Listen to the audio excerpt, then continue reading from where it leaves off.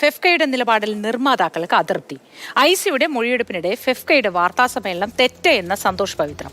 നിർമ്മാതാക്കളുടെ സംഘടനയെ ഡമ്മി സംഘടനയാക്കാൻ ശ്രമം എന്ന വിനയന്റെ പ്രതികരണം. നിർമ്മാതാക്കളുടെ വാട്സ്ആപ്പ് ഗ്രൂപ്പിലെ സന്ദേശങ്ങൾ മാതൃഭൂമി ന്യൂസിന്. ഈ പ്രൊഡ്യൂസർ ഇന്നലെ ഉണ്ണികൃഷ്ണനെ കാണാൻ പോയിട്ടുണ്ടായിരുന്നു. എന്നോട് പറഞ്ഞത് അവരെന്നെ കമ്പൽ ചെയ്തു. ഞാൻ പല പ്രാവശ്യം അതോടെ പ്രൊഡക്ഷൻ കൺട്രോളും എന്നെ കമ്പൽ ചെയ്തു. പ്രശ്നമാവുമെന്ന് പറഞ്ഞുകൊണ്ട് ഞാൻ പോയതാണ് എന്ന് പറഞ്ഞു. എന്നിട്ട് അയാൾ അവിടെ ചെന്നിട്ട് ലാസ്റ്റ് ഞാൻ ചോദിച്ചു, നീ എന്തൊക്കെ പറഞ്ഞു?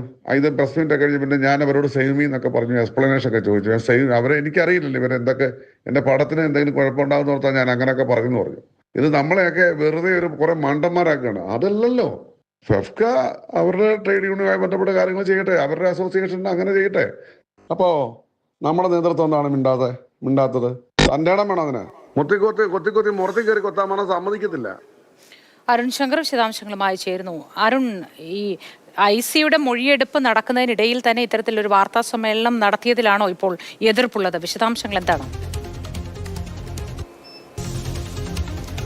തീർച്ചയായിട്ടും സൂത്രവാക്യം സിനിമയുടെ സെറ്റിൽ വെച്ച് മോശം അനുഭവം ഉണ്ടായെന്ന വിൻസി അലോഷ്യസിന്റെ പരാതിയിൽ ആ സിനിമയുടെ ആഭ്യന്തര സമിതി തന്നെ തെളിവെടുപ്പ് നടത്തിക്കൊണ്ടിരിക്കുകയാണ്. ഈ ഒരു പശ്ചാത്തലത്തിലായിരുന്നു ഫെഫ്ക ഈ ആരോപണവിധേയനായ നടൻ ഷൈൻ ടോം ചാക്കോയെ വിളിച്ചു വരുത്തുകയും അദ്ദേഹത്തിന് മാപ്പ് നൽകുന്ന രീതിയിൽ, അതായത് ഇനിയൊരു അവസരം കൂടി ഷൈന് നൽകുന്നു എന്ന തരത്തിൽ ഫെഫ്ക ജനറൽ സെക്രട്ടറി ബി ഉണ്ണികൃഷ്ണന്റെ പ്രതികരണവും വന്നത്. ഇതിലാണ് ഇപ്പോൾ നിർമ്മാതാക്കളുടെ സംഘടന കടുത്ത രോഷം പ്രകടിപ്പിക്കുന്നത്. കാരണം ഇത്തരത്തിലൊരു നടപടിക്രമം, നിയമപരമായിട്ടുള്ള നടപടിക്രമം നടക്കുമ്പോൾ എങ്ങനെ ഫെഫ്കയ്ക്ക് അത്തരത്തിലൊരു ഇടപെടൽ നടത്താൻ കഴിയുമെന്നൊരു ചോദ്യമാണ് ഉയർത്തുന്നത്. അതോടൊപ്പം തന്നെ ഈ വിഷയങ്ങളൊക്കെ തന്നെ നിർമ്മാതാക്കളുടെ സംഘടനയുടെ പരിധിയിൽ വരുന്നതാണ്.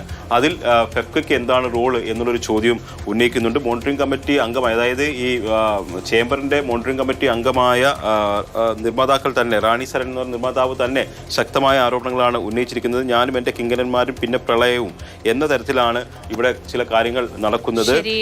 ഏതായാലും ഫെഫ്കയുടെ എതിർപ്പാണ് ഇപ്പോൾ നിർമ്മാതാക്കൾ കാണിക്കുന്നത്.